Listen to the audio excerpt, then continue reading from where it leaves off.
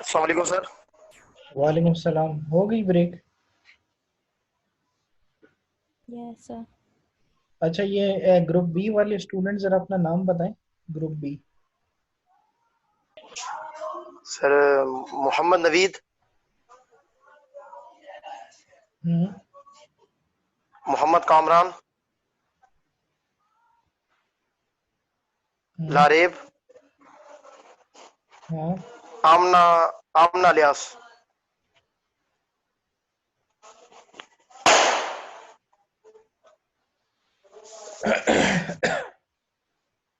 और मुबीन और मुबीन खान। यार नवीद, तुम्हारी आवाज सही नहीं आ रही। मुबीन खान।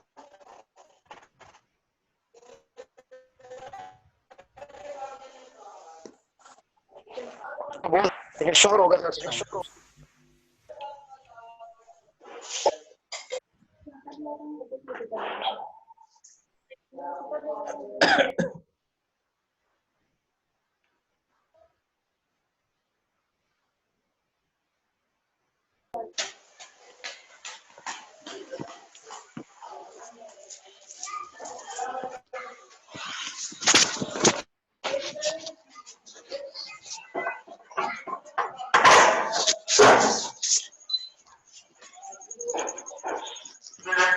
सर अभी आ रही है आवाज? हाँ, अभी सही है। ठीक है सर। वो एक्चुअली शबरात है ना आज, तो इस वजह से। हम्म। अच्छा, बाकी कुछ स्टूडेंट मिसिंग है अभी तक? सर वो आ जाते हैं नमाज पढ़।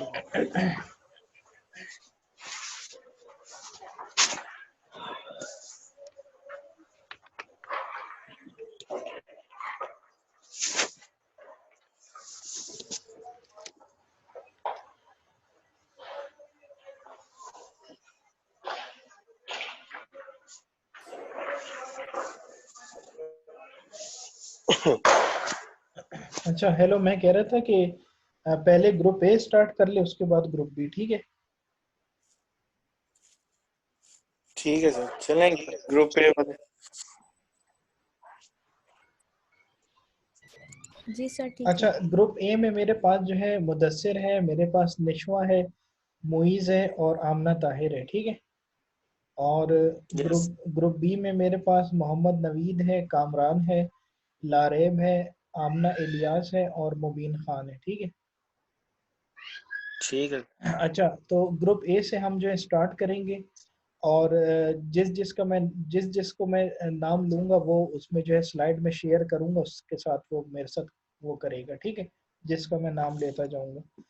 और दूसरा ये कि जब क्लास ख़त्म हो जाएगी तो मैं जो हूँ आपको जो है मार्क्स जो है सेंड करूँगा, ठीक है? लेकिन याद रहे कि ये जो मार्क्स हैं ये क्विज़ में आपके अभी नहीं लगेंगे। ये हमारे पास ग्रुप डिस्कशन भी है और हमारे पास जो है क्विज़ेस का प्रैक्टिस सेशन है कि आप लोग क्विज़ किस तरीके से देंगे, ठीक है? मैं आपको स्लाइड्स दूंगा, उस तरह से आप उसमें एक्सप्लेन करेंगे, ठीक है? ठीक है। और जब अभी जो है क्लास ख़त्म हो जाएगी तो मैं आपको जो है पिक्चर जो है लेके तो आप लोगों को व्हाट्सएप ग्रुप में कर दूंगा, ठीक है? तो आप लोग फिर अपने मार्क्स देख लीजिएगा, ठीक है? लेकिन ये है कि फिर मैं एक दफ़ा कह रहा हूँ, ये जस्ट प्रैक्टिस सेशन है। जब क्विज जब होगा, वो जो आपके मार्क्स होंगे वो फिर आपके इंटर किए जाएंगे, ठीक है, पोर्टल के अंदर, ठीक है? तो अभी ये जस्ट एक प्रैक्टिस थी, ताकि मैं ये कह रहा था कि आप लोगों की एक ग्रुप डिस्कशन भी हो, जैसा कि मैंने स्टार्ट में आपको बताया था जब मैं क्लास में आया था यूनिवर्सिटी में, ठीक है? कि हमारी ग्रुप डिस्कशंस वगैरह भी होंगी, ये सारी चीज़ें, ठीक है? तो ये जो सारी जितनी भी चीज़ें हैं, तो ये अभी जो है अभी जस्ट ये एक प्रैक्टिस है। तो जब मैं क्विज जो है मैं अनाउंस करूँगा, फिर आपका उसमें क्विज होगा, फिर वो मार्क्स लगेंगे। लेकिन जस्ट ये अभी जो है ये मार्क्स इसलिए मैं एंटर कर रहा हूँ ताकि उनको स्टूडेंट्स का अपना लर्निंग लेवल और स्किल्स का पता चल जाए कि वो कहाँ पर, अगर 10 में से 9 10 8 मार्क्स हैं तो बस ठीक है, ठीक है, अच्छे। तो जिसके जो है 2 होंगे, 3 होंगे, 4 होंगे, तो वो अपनी इम्प्रूवमेंट करेंगे, ठीक है? क्लियर हो गया? ठीक है सर। Yes sir. ठीक है सर। अच्छा, फ्रेमिंग वाला हमारे पास ग्रुप ए था, राइट? Yes, sir. अच्छा देखें, मैंने स्क्रीन शेयर की है आपके साथ, मिल गई? जी सर, आ रही है।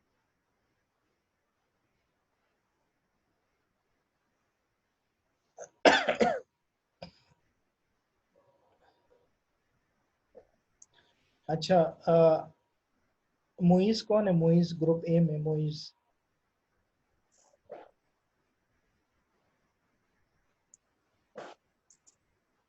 हेलो, मोइज बोलो ना।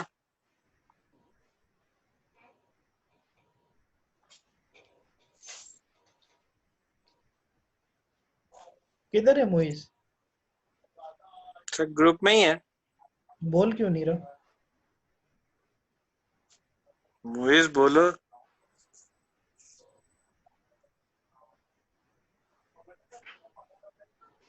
ये देखें, अभी पहले ही जो है फर्स्ट जो है पार्टिसिपेशन का कैंडिडेट है और अब नहीं बोल रहा। हेलो, जी सर। किधर है मुइज? मोइज बोलो ना यार। मोइज का शायद सर आज वैसे काफी बंदों का नेट का इशू रहा है यार। आमना ताहिर। जी सर। चलें जी स्टार्ट सर। करें। Yes, sir. Introduction. In the physical layer, data transmission involves synchronized transmission of bits from source to destination. अब इसमें बताया जो physical layer हमारे पास जो OSI layer की जो पहली layer है physical layer, इसमें जो data transfer होता है वो bits की form में transfer होता है source से destination की तरफ। अब जो data link layer को ये जब bits मिल जाती हैं तो वो उनको frames में convert कर देता है।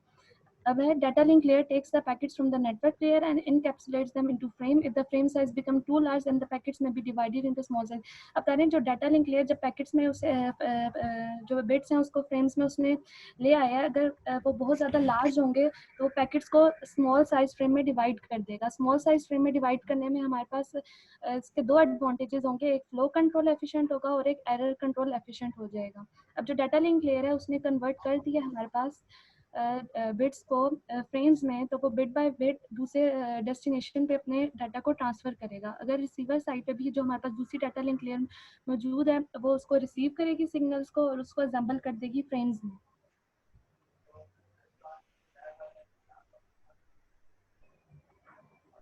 अब है पार्ट्स ऑफ फ्रेम। अब जो फ्रेम है उसके मेनली हमारे पास 4 पार्ट्स होते हैं, frame header, payload, field, trailer और फ्लैग। जो फ्रेम हेडर होता है it contains the source and destination address of the frame. जो हमने फ्रेम ट्रांसफर किया है, सोर्स और डेस्टिनेशन जो जो चीज़ सेंड करेगा और जो जिस साइड पे रिसीव हो रही है उन दोनों साइड का उसके पास एड्रेस होगा फ्रेम हेडर के पास। और जो पेलोड फील्ड है उसमें मैसेज होगा जो हमने ट्रांसफर करना है एक जगह से दूसरी जगह। Trailer it contains the error detection and error control bits. Trailer के पास वो बिट्स होंगी कि वो एरर डिटेक्ट कर ले और फिर उसको करेक्ट भी करे। उसके बाद फ्रेम का एक और पार्ट है इंपॉर्टेंट फ्लैग है, उसके पास होगा बिगनिंग और एंड ऑफ द फ्रेम, जहाँ से फ्रेम स्टार्ट हो रहा है और जहाँ पे फ्रेम एंड हो रहा है।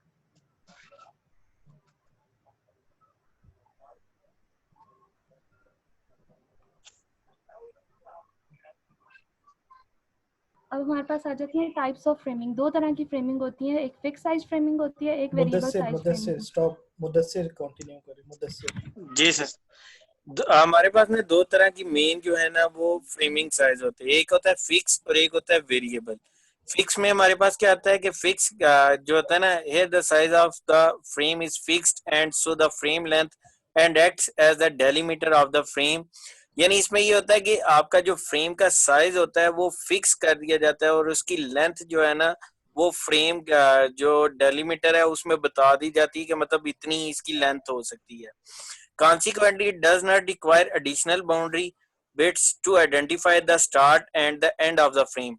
और इसका जो है ना मतलब वो रिक्वायर इसकी जो वो एडिशनल बाउंड्री है वो रिक्वायरमेंट नहीं बनती कि मतलब स्टार्ट और एंड जो है ना वो उसका फ्रेम कहाँ से कहाँ तक होगा। तो इसकी सिंपल एग्जांपल जो है ना वो एटीएम सेल्स है।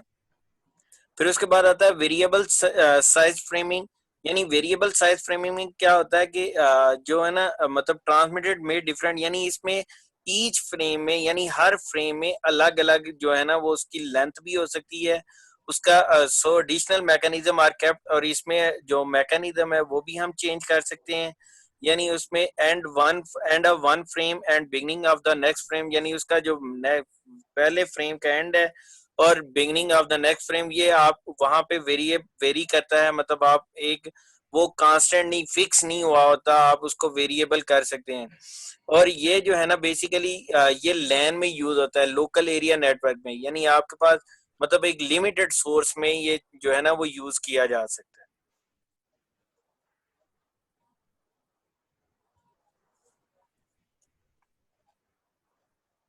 हाँ मुदस्सिर कंटिन्यू करो। ये इंट्रोडक्शन को sir, hmm. in the physical layer, data transmission involves synchronized transmission of bits from the source to the destination। यानी ये जो है ना इसकी फिजिकल लेयर है वो उसको बता रही होती है कि यानी इसमें ये जो है ना डाटा ट्रांसमिट किया जाता है और इसको सिंक्रोनाइज करके यानी बिट्स की सोर्स के जरिए आप इसको डेस्टिनेशन उसको बता रहे होते हैं।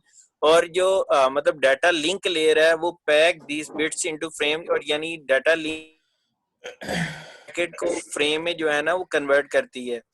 फिर उसके बाद data link layer takes the packets from the network layer, और जो पैकेट्स होते हैं वो डाटा लिंक लेयर जो है ना वो नेटवर्क लेयर से वो उसको लेती है और उसके बाद जो है ना वो उसको फ्रेम में कन्वर्ट कर देती है। If the frame size become too larger, और जब अगर उसका फ्रेम साइज जो है ना वो काफी ज्यादा हो जाता है तो पैकेट जो है ना मे बी डिवाइडेड, और फिर पैकेट जो है ना वो उसको स्मॉल साइज में जो है वो डिवाइड कर देता है। Smaller size frame makes flow control and error control more efficient, और जो मतलब जितना स्मॉलर साइज फ्रेम होता है ना वो उतना ही फ्लो को कंट्रोल कर, यानी उसमें जितना फ्लो कर सकता है, मतलब वो इजीली जो है ना वो एक से दूसरी जगह वो सेंडर और रिसीवर मैसेज के दरमियान इजीली फ्लो कर सकता है। और जो एरर है वो भी कंट्रोल उसमें काफी बेहतर तरीके से जो है ना वो एरर कंट्रोल किया जा सकता है। यानी इसका ये फायदा होता है कि जब आपके पास साइज जो है वो स्मॉल होता है तो आप उसमें से एरर भी ज्यादा जल्दी पिक कर सकते हैं और फिर उसमें डाटा भी जो है ना वो इजीली फ्लो किया जा सकता है। देन इट सेंड्स चलें ठीक ईच है, frame stop bit by. Stop. अच्छा जी निशवा कंवल। Yes, sir. ये हमारा टॉपिक है errors. What is error? Error is a condition when output information does not match with the input information. यानी एरर्स हमारे पास उस टाइम आते हैं कि अगर जो हमने इनपुट दी है उसके मुताबिक हमारा आउटपुट ना आए। During transmission digital signals suffer from noise that can introduce errors in the binary bits travelling from one system to another.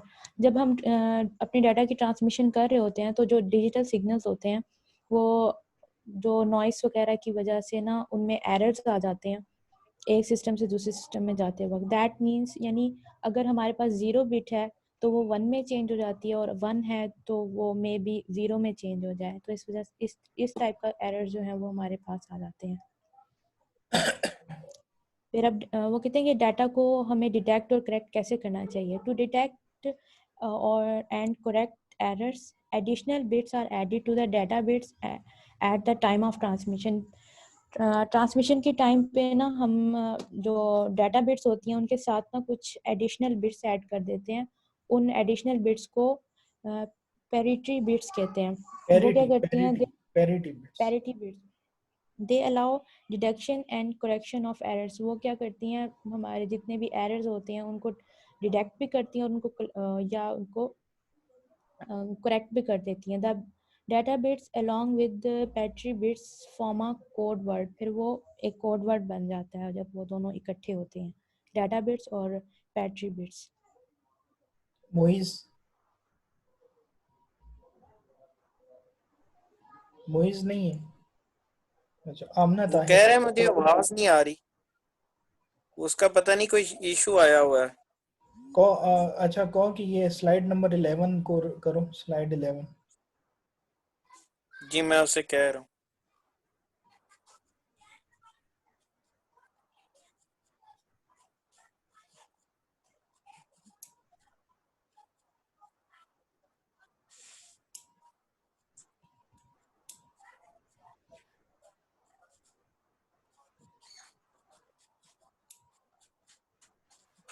Hello हाँ शादी,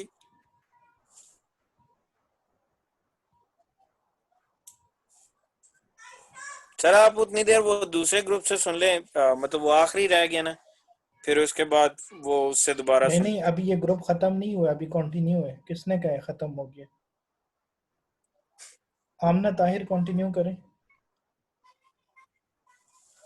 अच्छा सर, अब है ARQ error control. Automatic repeat request is a group of error control protocol for transmission of data over noisy और unreliable communication network. अब ये ARQ एक protocol है, एरर कंट्रोल प्रोटोकॉल है, जो कि नॉइजी, जहाँ पे बहुत ज़्यादा शोर हो या डिस्टर्बेंस आ जाए कम्युनिकेशन के दौरान, या अनरिलायबल नेटवर्क को उसको ये सपोर्ट करता है। दीज प्रोटोकॉल रिजाइड, ये जो प्रोटोकॉल्स होती हैं ये डाटा लिंक लेयर पे मौजूद होती हैं और ट्रांसपोर्ट लेयर पे मौजूद होती हैं। They are named so because they provide automatic retransmission of frames that are corrupted और लॉस्ट। अब इनका नाम ARQ क्यों रखा गया? क्योंकि ये ऑटोमेटिक रिट्रांसमिट करती हैं वो फ्रेम जो कि लॉस्ट हो गए किसी वजह से, या सिग्नल डिस्ट्रप्शन हो गया, या हमारे पास फ्रेम्स करप्ट हो गए, तो ये दोबारा उनको रिट्रांसमिट करेगी। ARQ को हम एक और नाम से मतलब इनका एक और नाम होता है PAR, उसे कहते हैं positive acknowledgement with retransmission. ARQ are used to provide reliable transmission. Our unreliable upper layer surface, they are often used in global system for mobile. अब बता रही है ARQ जो है वो प्रोवाइड करती है कि ट्रांसमिशन रिलायबल बनाती है, कि कोई एरर ना हो, एरर अगर आ भी गया तो उसको डिटेक्ट कर ले। और ये हमारे पास यूज़ होता है GSM, जो हमारे पास मोबाइल में कम्युनिकेशन होती है, global system for mobile communication में ये प्रोटोकॉल वहाँ पे भी यूज़ होती है। कंटिन्यू। ये जो ARQ प्रोटोकॉल है इसकी 3 टाइप्स हैं। फर्स्ट टाइप है इसकी stop and wait ARQ। Stop and wait ARQ में क्या होता है, सिग्नल जो होते हैं वो यूनी डायरेक्शन होते हैं, यानी कि एक ही साइड पे ट्रांसमिट होते हैं। यूनी डायरेक्शनल सिग्नल होते हैं, एक साइड पे पहले सेंड होगा, फिर दूसरी साइड पे रिसीव होगा, एक्नॉलेजमेंट सिग्नल मिलेंगे तो वो नेक्स्ट ट्रांसमिट करेगा। इसमें बताया था ARQ provides unidirectional data transmission with flow control और error control mechanism appropriate for noisy channels. The sender keeps a copy of the send frame. इसमें हमारे पास स्टॉप एंड वेट ARQ में flow control भी होता है और error control भी होता है। ये दोनों मैकेनिज्म इसमें होते हैं, और ये जहाँ पे बहुत ज़्यादा नॉइजी चैनल्स होते हैं ये उसके लिए बहुत ज़्यादा अप्रोप्रिएट है। और स्टॉप एंड वेट ARQ में सेंडर के पास एक कॉपी होती है, जो उसने चीज़ सेंड की है, जो उसने फ्रेम सेंड किया उसके पास उसकी कॉपी रहती है। It then waits for a finite time to receive a positive acknowledgement from the receiver. If the time expires, the frame is retransmitted. इसमें बताया कि अगर एक फ्रेम सेंडर ने सेंड कर दिया है और रिसीवर ने एक्नॉलेजमेंट सिग्नल नहीं दिया, तब तक वो वेट करेगा, और टाइम एक्सपायर होगा तो वो फ्रेम को रिट्रांसमिट करेगा, और अगर एक्नॉलेजमेंट सिग्नल हमारे पास आ गया तो वो नेक्स्ट फ्रेम को ट्रांसमिट करेगा। मुदस्सिर।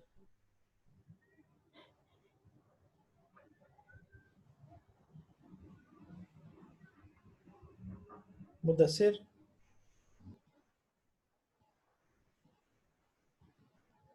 हेलो।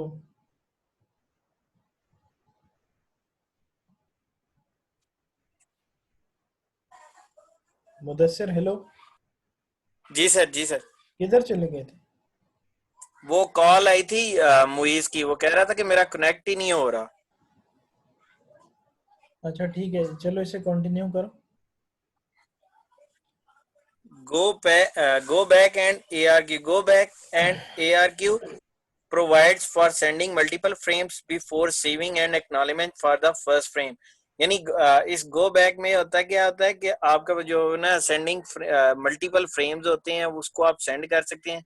यानी जो ये सिंपल ARQ होता है उसमें सिर्फ आप यूनी डायरेक्शनल होता है ना, तो इसमें जो है मतलब एक ही फ्रेम आप एक वक्त सेंड कर सकते हैं, लेकिन इसमें मल्टीपल फ्रेम्स जो है ना वो रिसीव भी किए जा सकते हैं।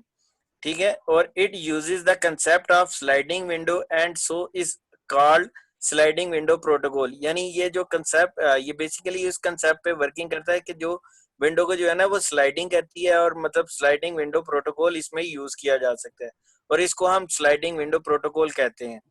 The frames are sequentially numbered and a finite number of frames are sent. यानी इसमें ये नहीं है कि मतलब बहुत ज्यादा फ्रेम सेंड कर सकते हैं, लेकिन फ्रेम्स की कोई ना कोई मतलब लिमिटेड तादाद, यानी कोई फिनिट तादाद हम इसमें फ्रेम की सेंड कर सकते हैं।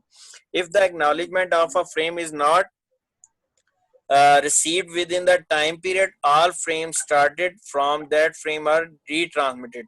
यानी अगर वो जो है ना फ्रेम जो है वो रिसीव नहीं हो रहा और मतलब एक टाइम पीरियड में, तो जो है ना वो all frame started from that frame are retransmitted, और सारे के सारे जो है ना फ्रेम वो रीट्रांसमिट हो जाते हैं, मतलब दोबारा से वो वर्किंग करना दोबारा स्टार्ट कर देते हैं, ताकि जो पहले वाला वो फ्रेम है वो पहले रिसीव हो जाए, फिर उसके बाद हम वो नेक्स्ट जो है वो ट्रांसमिटेड होगा।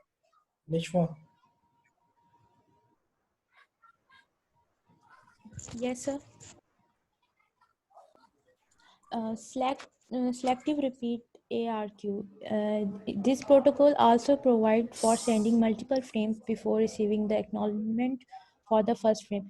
यानी ये भी वही काम करता है, मल्टीपल फ्रेम्स को सेंड करता है पहले वाले फ्रेम की एक्नॉलेजमेंट मिलने से पहले ही. However, here only the erroneous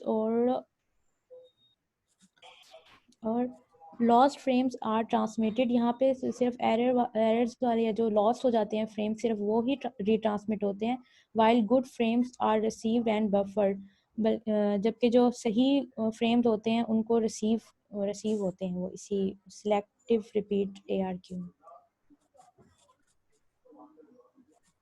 continue. Framing can be of two types, fixed size framing and variable size framing. Framing की basically दो types होती हैं.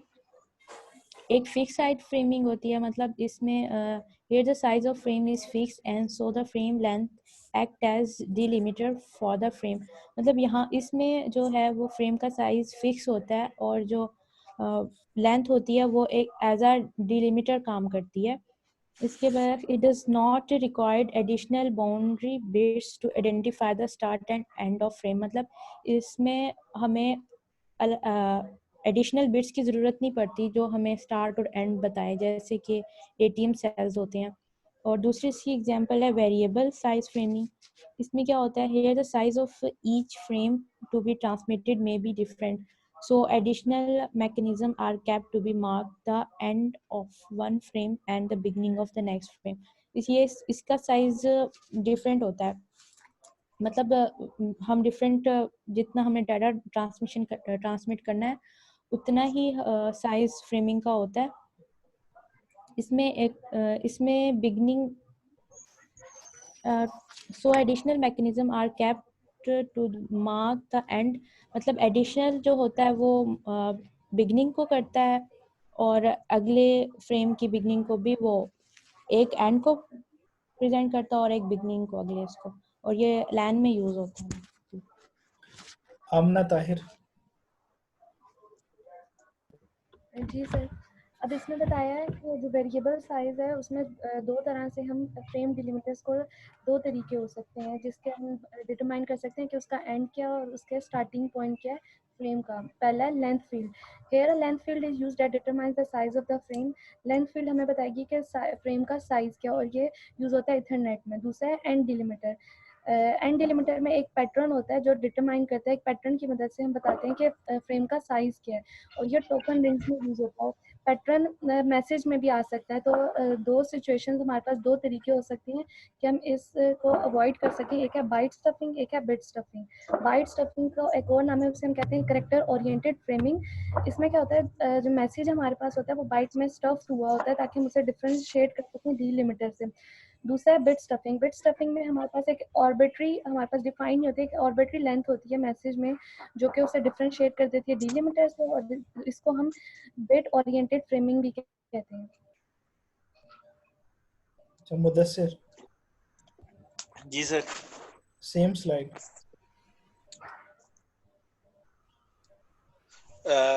टू वे असल में ये जो है ना वेरिएबल साइज के आगे जो है ना वो डिफाइन किया हुआ है वेरिएबल साइज को. उसमें वो पहले कहते हैं कि लेंथ फील्ड और एंड डेलिमिटर. लेंथ फील्ड क्या है, लेंथ फील्ड में हमें बताया जा रहा है कि उसका डिटरमिनेंट जो है ना वो मतलब साइज को डिटरमाइन करता है कि उसका साइज कितना होगा, और मतलब उसमें और उसकी लेंथ फील्ड है ना, मतलब कितना वो कितने लेंथ का होगा, कितनी उसमें बिट्स यूज होंगी वो वर्किंग, और इसमें जो है ना ईथरनेट के लिए यूज किया जाता है. और एंड डेलिमीटर क्या होता है, एंड डेलिमीटर है here a pattern is used as a delimiter to determine the size of the frame. यानी इसमें जो है ना वो साइज उसका जो है ना फ्रेम का वो बताया जा रहा होता है कि वो कितना होगा, और ये जो है ना टोकन रिंग में इसमें यूज होता है। और पैटर्न जो है ना वो मतलब उसके मैसेज के लिए अकर किया जा रहा होता है कि दो जो इसमें इसके आगे दो वो सिचुएशन जो है ना वो बता रहे होते हैं कि बिट स्टफिंग है और बाइट स्टफिंग है। मतलब बाइट स्टफिंग में क्या आता है, byte stuff is the message to different from the delimiter. अब यानी ये उसका बाइट स्टफ है जो वो उसके डेलीमीटर को डिफरेंट करता है कि मतलब वो किस तरीके से होगा। और this is called character oriented framing, और ये जो है ना करेक्टर ओरिएंटेड फ्रेमिंग कहलाता है। और बिट स्टफिंग क्या होता है कि a pattern of bits of arbitrary length is stuffed in message to differentiate from the delimiter। और यानी इसमें जो है ना डेलीमीटर से जो है वो इसको डिफरेंशिएट करता है कैसे कि इसके बिट आर्बिट्ररी लेंथ जो होती है वो उसको डिफरेंशिएट कर रहा होता है असल में। तो जो है इसको हम बिट ओरिएंटेड ट्रेनिंग कहते हैं। यानी पहले वाला जो आता है वो उसको हम करेक्टर ओरिएंटेड फ्रेमिंग कहते हैं और इसको हम बिट ओरिएंटेड फ्रेमिंग कहते हैं। निशमा Kanwal. Yes, sir. Introduction. In the physical layer, data transmission involves synchronized transmission of bits. Physical layer में क्या होता है, जो डाटा होता है वो सिंक्रोनाइज ट्रांसमिशन में होता है, यानी बिट्स के ब्लॉक बाय ब्लॉक ट्रांसमिशन होती है सिंक्रोनाइज ट्रांसमिशन में। From source to destination the data link layer pack these bits into frames. जो डाटा लिंक होती है वो इन पैक्स को ना इन फ्रेम्स में कन्वर्ट करती है।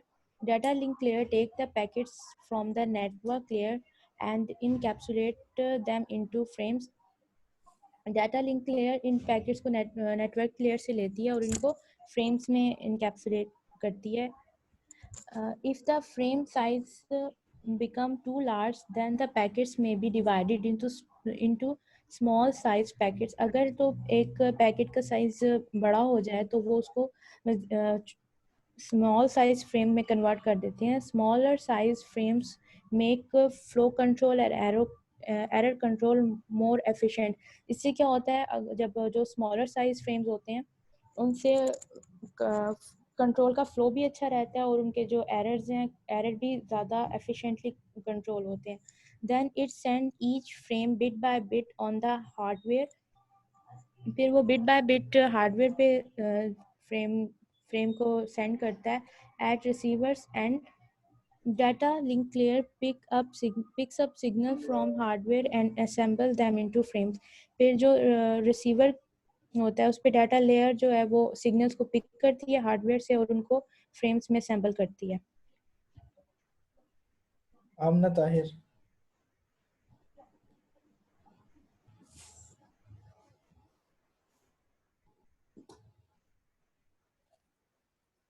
आमना ताहिर।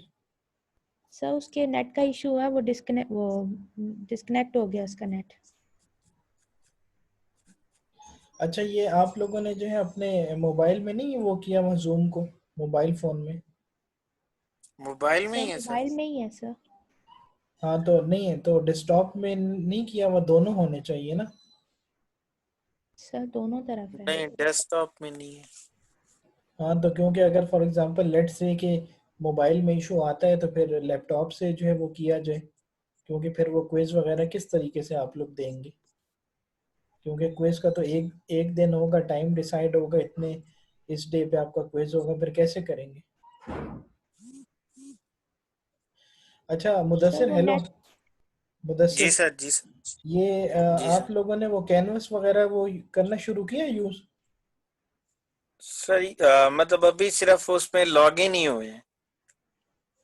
अच्छा मतलब आप ठीक है, अपने वो कोर्स की आईडी देना तो फिर लॉग इन आपके कोर्स में भी हो जाए। बाकी सब में हो गए? दो में हुए हैं अभी। अच्छा ठीक है, मैं जो हूँ वो लॉगिन आईडी दूंगा तो अपने को ना उस मेरे कोर्स में रजिस्टर कर लें, ठीक है? जी सर। ताकि ठीक। वो सारे जो लेक्चर्स वगैरह हैं वो सारे उधर ही हम अपलोड करेंगे, फिर वहीं से आप लोग लेंगे, ठीक है? ठीक है सर। मैं मुदस्सिर वो आईडी सेंड कर दूंगा। ठीक है सर। अच्छा मुदस्सिर, ये किधर आमना नहीं है अभी? पार्टिसिपेट आ नहीं गई कर है। सर आ गई हूँ। हाँ चलें, शाबाश, स्टार्ट करें। फ्रेम फ्रेम के 4 पार्ट्स होते हैं, frame header, payload field, trailer और फ्लैग। फ्रेम हेडर क्या होता है? It contains the source and destination address of the frame header के पास जो सोर्स है, डेस्टिनेशन जहाँ से सेंड हुआ और जहाँ पे रिसीव होगा उसका एड्रेस होता है फ्रेम का, उसने कहाँ जाना है। और उसके बाद दूसरा है पेलोड फील्ड। पेलोड फील्ड के पास वो मैसेज होगा जो हमने ट्रांसफर करना है। Trailer, it contains the error detection and error control bits. Trailer के पास जो होता है वो एडिशनल बिट्स होते हैं जो एरर को डिटेक्ट करता है और फिर उसको करेक्ट भी करता है जो एरर आ गया। उसके बाद है flag, it marks the beginning and end of the frame. Flag हमें बताता है कि फ्रेम का स्टार्टिंग क्या है और उसका एंडिंग क्या है। चलें ठीक है, ग्रुप बी। जी सर। मुदस्सिर 8 o'clock मुझे अटेंडेंस याद कराना है, ठीक है? जी ठीक है सर, ठीक है सर।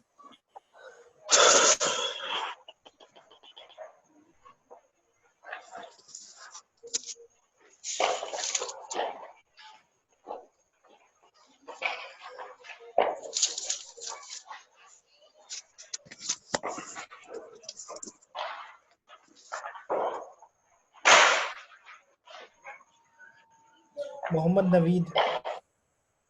जी सर। स्टार्ट करें। Medium access control. Medium access control यानी मीडियम को कैसे हम एक्सेस कर सकते हैं, कि एक्सेस के जरिए कैसे कंट्रोल कर सकते हैं। Medium access control compromises all mechanism that regulate user access to medium use, यानी मीडियम एक्सेस कंट्रोल इन मीडियम पर मुश्तमिल होता है। एसडीएमसी, एसडीएम, टीडीएम, एफडीएम और CDM. MAC is the similar to traffic regulation in the highway multiplexing example, यानी MAC one traffic regulation, traffic MAC में एक जैसी ट्रैफिक चलती है हाईवे की तरह, और ये वन डायरेक्शन होता है। मल्टीप्लेक्सिंग का मतलब है कि वन डायरेक्शन होता है, वन वे डायरेक्शन होती है इसमें। MAC belong to layer 2 the data link layer. तो ये डाटा लिंक डाटा मैक जो है डाटा लिंक लेयर से बिलोंग करता है। लेयर 2 भी सब divided into the logical link layer, एक लॉजिकल लिंक लेयर को कंट्रोल करती है, और लेयर 2 भी, एंड मैक लेयर 2A और मैक लेयर 2A और layer 2B। The task of DLC is the establish to arrive at point to point or point to multi-point, यानी DLC point to point DLC task में point two point मतलब बात को establish करती है। तो या एक पॉइंट से लेके कई पॉइंट तक कनेक्शन, और इसमें एक बिटवीन डिफरेंट डिवाइसेस और मुख्तलिफ डिवाइस के साथ तो भी इसको कनेक्ट करते हैं, जैसे वायरलेस मीडियम के थ्रू। लारे। Yes sir.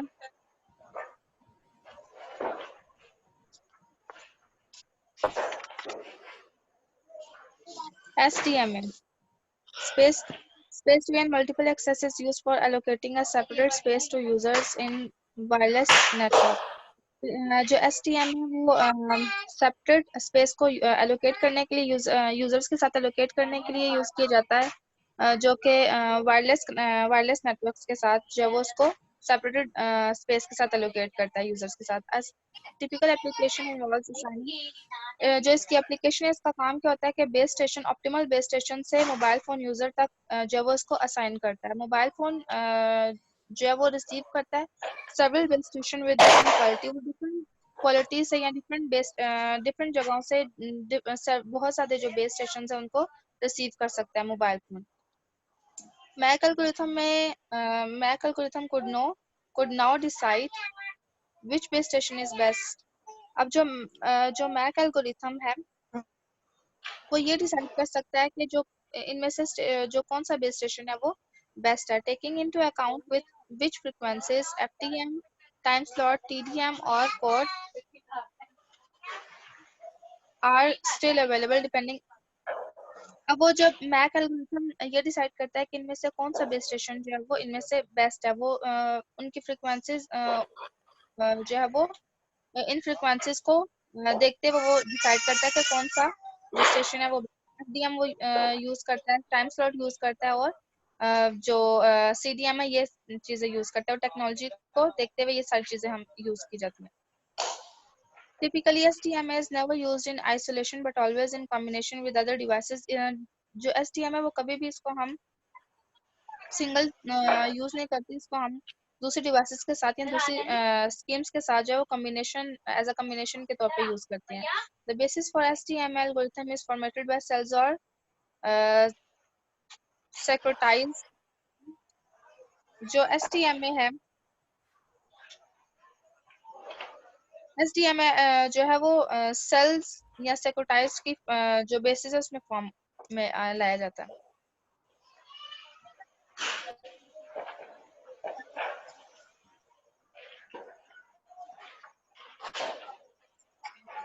आगे The basis for SDM algorithm is formed by cells and secretized antennas, which consist the infrastructure implementing space division multiplexing SDM. जो SDM एल्गोरिथम है वो सेल से सेक्रेटाइज्ड एंटीनास की फॉर्म में लाया जाता है, जो कि इंफ्रास्ट्रक्चर इम्प्लीमेंटेड इस पे जो कि which constitute the infrastructure implementing space division multiplexing, कि हम इंफ्रास्ट्रक्चर स्पेस को जो मल्टीपल डिवीजन को मल्टीप्लेक्सिंग को यूज करते हुए जो है वो इस पे इम्प्लीमेंटिंग करते हैं। Kamran yes sir. Sir FTM में है, एफटीएम में फ्रीक्वेंसी डिवीजन मल्टीपल एक्सेस है, एब्रिविएशन है एफटीएम में की comprises all algorithms allocating frequency to transmission channels.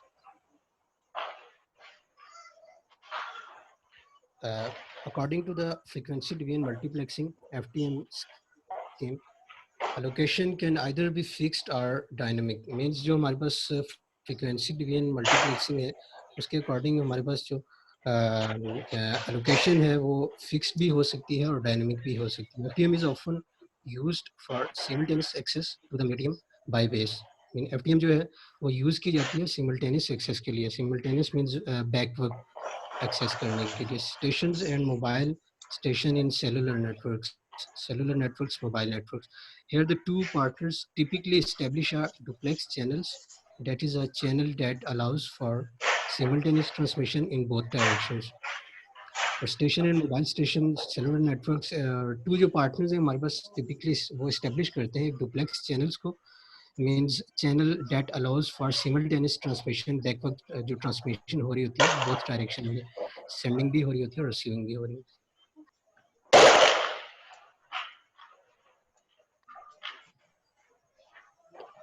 Continue. FTMA, both partners have to know the frequencies in advance. They cannot just listen into the medium. में जो both partners होते हैं ये frequencies. किसकी तरफ से बैक से इतनी आवाज आ रही है? म्यूट कर देना. ये कहाँ से आवाज आ रही है? सर मेरी तरफ से तो नहीं आ रही. चलें स्टार्ट करो. Yes. Both partners have to know the frequencies in advance. They cannot just listen into the medium.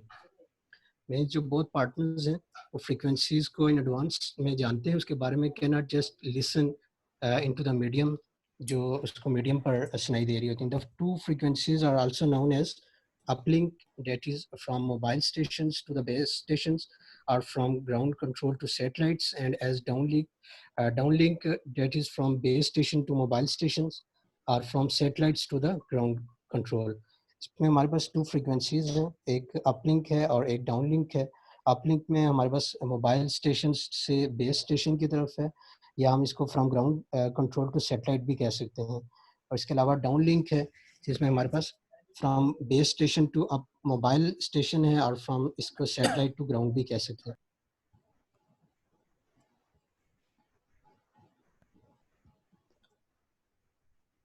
इसके अलावा सर compared to